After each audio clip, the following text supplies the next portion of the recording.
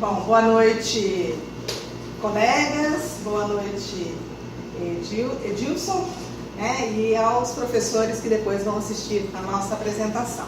Bom, de acordo com a proposta do trabalho, nós devemos então, fizemos a análise dos documentos em comparação com o PPP da escola, traçando então as diferenças entre o PPP e os dois documentos oficiais, a Base Nacional do Currículo Comum e a Lei de Diretrizes de Base da Educação de 1996. Pode passar. Bom, antes de eu fazer uma apresentação com relação a concepção de linguagem, semelhanças e diferenças entre esses três documentos, a escola que nós analisamos o PPP é uma escola bilíngue indígena, tá?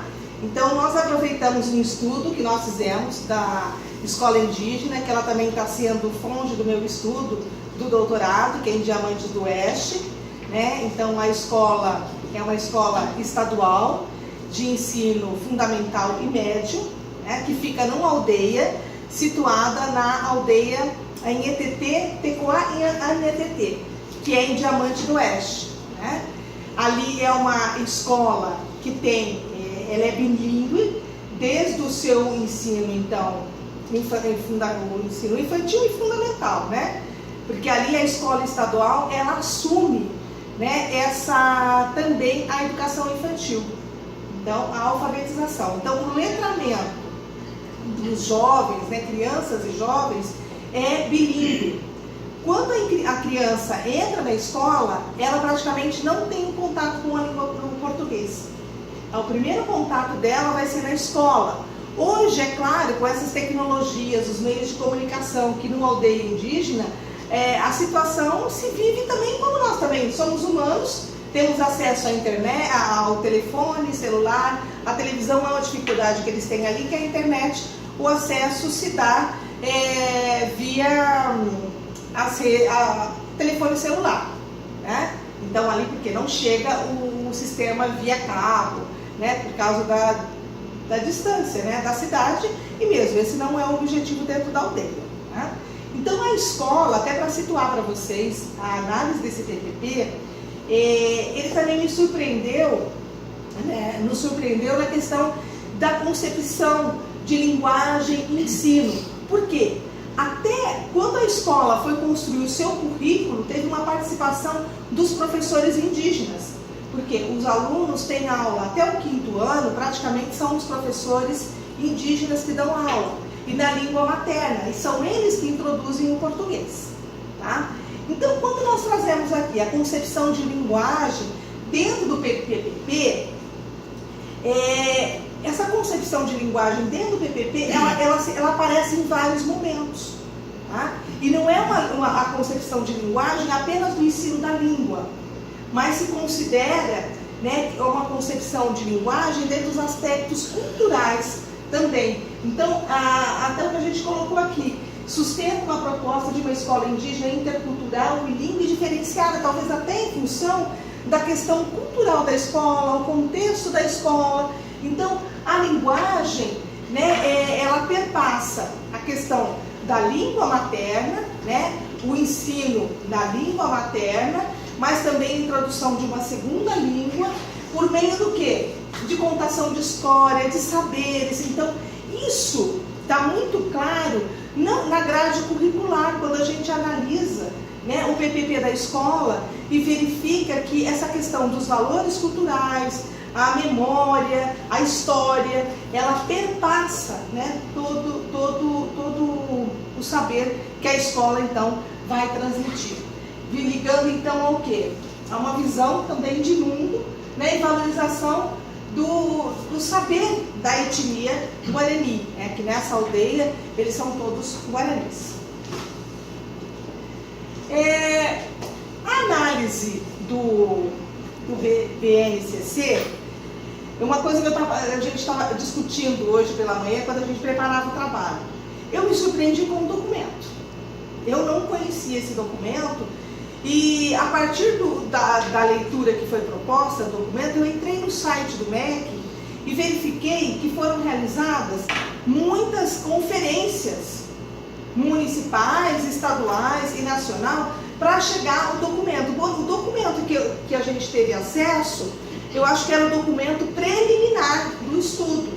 Por quê? Porque lá no site do MEC já tem uma segunda versão, né? E esse documento do BNCC, o termo de linguagens que ele traz também dentro de uma concepção que é da proposta do novo currículo para o ensino médio, né? E não só para o ensino médio, mas para todas as fases. A gente até pontuou depois aqui na nossa análise como que é essa concepção de linguagem para as diferentes áreas. Então, a utilização dos termos linguagem no BNCC ele está no plural, né? Então, são linguagens e aponta para uma abrangência do aprendizado na área, mas que recorre não somente à linguagem verbal, mas às linguagens musical, visual e corporal.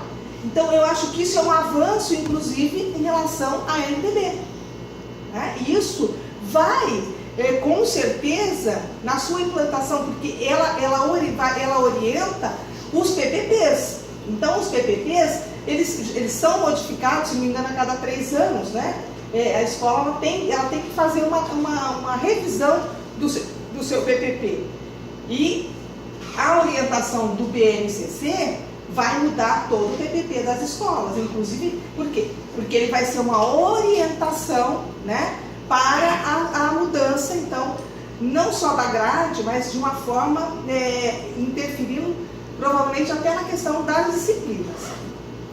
Então, a área de linguagens reúne 4 componentes curriculares: a língua portuguesa, a língua estrangeira moderna, a arte e a educação física, que está ligada, então, à questão do aprendizado, por isso linguagens no plural, né? Então, essas 4 áreas.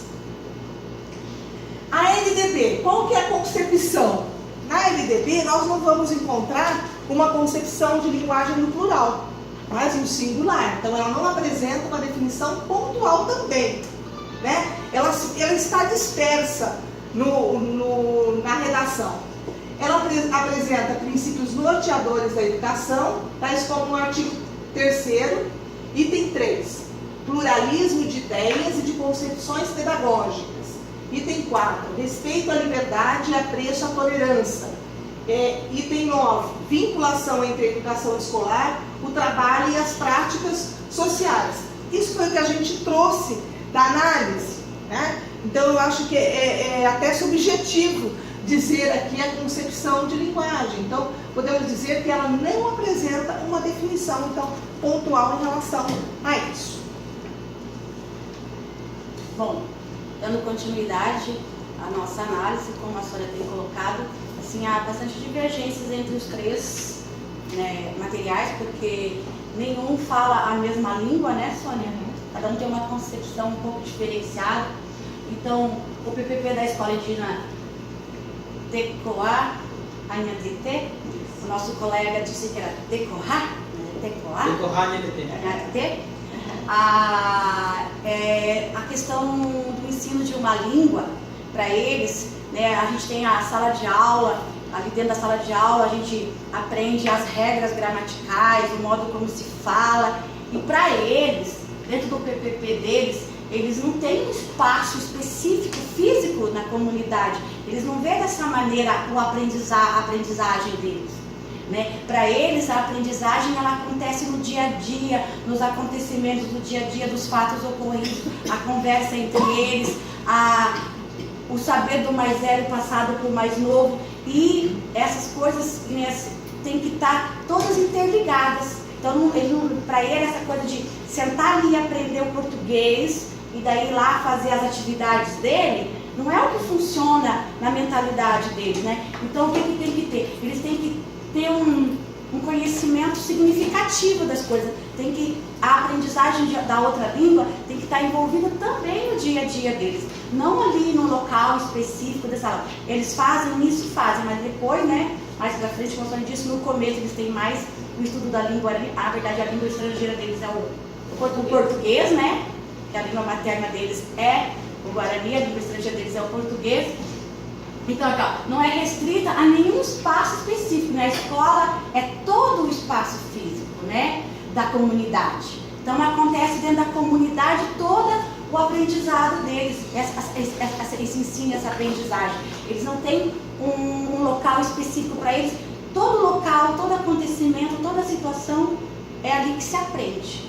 Então, me permite um parênteses até para exemplificar, por exemplo, na aula de história, tá? Eles trazem muito os líderes da comunidade, por exemplo, o pajé, para contar, ou pessoas mais velhas, para contar às vezes as próprias histórias deles, né? De onde eles vieram, né? Da cultura guarani. Na aula de geografia, né? Essa questão, o espaço geográfico e o território, também trazer para a cultura guarani, né? Na aula por exemplo, na parte cultural, que isso, por exemplo, é muito importante trazer, né, todos os conteúdos sempre mesclados com a questão da sociocultura deles. A cultura deles está muito vivenciada dentro desse espaço, além da escola, trazendo as pessoas da comunidade para a escola. Pode ir. No BNCC, quando se fala da abordagem de ensino-aprendizagem, né, como a gente falou assim, a gente não encontra definições específicas dentro tanto da LDB quanto da BNCC. Então ela diz assim: na sua dimensão educativa, o componente língua estrangeira moderna contribui para a valorização da pluralidade sociocultural e linguística brasileira, de modo a estimular o respeito às diferenças culturais, sociais, de crença, de gênero e de etnia. Então, daí ela especifica que no ensino fundamental ela busca promover outras formas de organizar, dizer e valorizar o mundo, visando os rompimentos de estereótipos. Então, eu vejo assim que o que ela quis dizer com isso? Que a língua estrangeira no ensino fundamental, ela é mais para conhecimento de cultura. Não pensa aonde vai utilizar isso, né? Mas para que eles conheçam novas culturas, que tenham um conhecimento cultural maior, veja outros costumes, porque a gente, recordando de quando a gente estudava na escola, é isso mais que a gente vê nas séries finais do ensino fundamental, que a gente participa não só na questão da língua e da linguagem da língua estrangeira, mas também do conhecimento sociocultural desta língua. A gente, quando o professor, pelo menos eu não sei se hoje ainda acontece assim, mas o que eu me recordo em algumas escolas que eu vi, ele se preocupa mais que o aluno conheça de onde vem essa língua, né? Como que é esse país, de onde essa língua vem, né? Ele diz que isso vai ser útil para ele, né? Mas não tem aquela coisa de dizer, não, você tem que estudar porque você precisa disso para o seu futuro. Mas é para aproximar a nossa cultura dessas outras culturas que às vezes é desconhecida para os nossos alunos, né? Já no ensino médio, ela enfatiza a compreensão de que as línguas nos constituem como sujeito e expressam valores que são constituídos nas práticas sociais. Então, ali no ensino médio, ela já é mais cobrada por quê? Porque fala, isso vai ser bom para o seu mercado de trabalho, é bom você aprender, porque já são maiores. Uma língua estrangeira, quando você der continuidade aos seus estudos, for fazer um mestrado, um doutorado, você precisa ter conhecimento de uma língua estrangeira. Então, tanto na questão para todas as práticas sociais, tanto o trabalho como os estudos, ele vai precisar. Então, é mais no ensino médio que é cobrado que ele se aperfeiçoe nessa língua, mas não para conhecimento dela, ensina a parte sociocultural, mas para que ele necessita, porque ele vai precisar, ele vai utilizar isso para o seu crescimento pessoal, na questão de trabalho e de educação. Na LDB, como os colegas quase todos falaram, né? No artigo 26, no inciso 5º, né? No parágrafo, na parte diversificada do currículo será incluído obrigatoriamente a partir da 5ª série. Então, a partir da 5ª série, é uma obrigatoriedade, que antigamente era 5ª série, agora não é mais, é 6º ano, né? Essa frase lá, né, aqui para nós já é diferente, não é mais 5ª série, é 6º ano. Então, a partir do 6º ano, a língua ela tem uma obrigatoriedade de uma língua estrangeira. Quando chega no ensino médio, também tem uma obrigatoriedade. Além de uma língua estrangeira, ele pode fazer opção por outra, né? Então, é isso que dentro da LDB está. Somente faz essa